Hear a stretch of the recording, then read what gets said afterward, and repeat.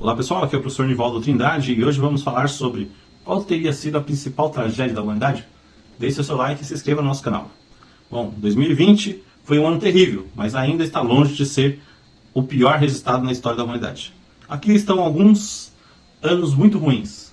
Em 1349 foi o pico da chamada peste negra, que matou cerca de 75 a 200 milhões de pessoas na Europa, na Euroásia e no norte da África. É considerada a pandemia mais mortal da história da humanidade. Em 1520 foi quando a varíola se espalhou pelas Américas, matando cerca de 90% da população indígena.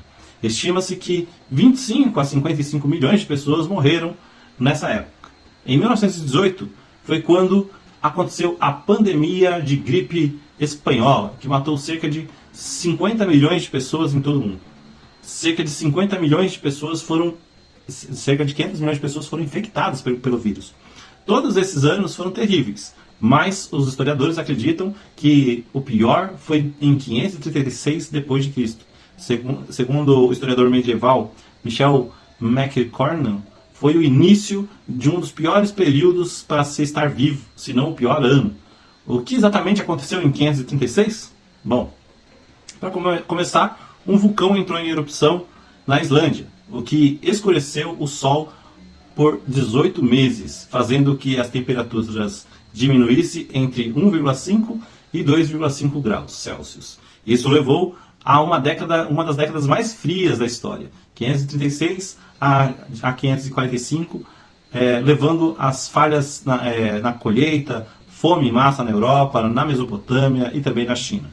Em 540, houve outra erupção vulcânica, desta vez em Ilopango, em El Salvador, que matou dezenas de milhares de pessoas e diminuiu mais uma vez as temperaturas globais.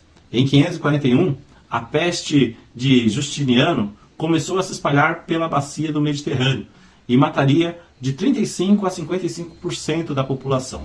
A praga enfraqueceria enormemente o Império Bizantino, devastando a sua capital, Constantinopla.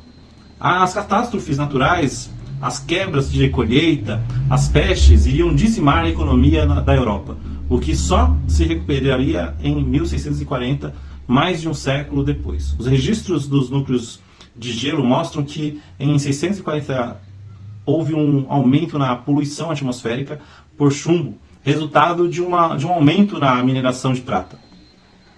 Tenha em mente que isso é apenas das histórias registradas. Imagine todas as coisas malucas que aconteceram na pré-história, incluindo os gargalos populacionais, que reduziram a população humana em apenas dezenas de milhares de pessoas. Poderíamos facilmente ter sido extintos em diversas ocasiões. Então é sempre importante refletir e analisar a fragilidade da vida. Pessoal, até um próximo vídeo.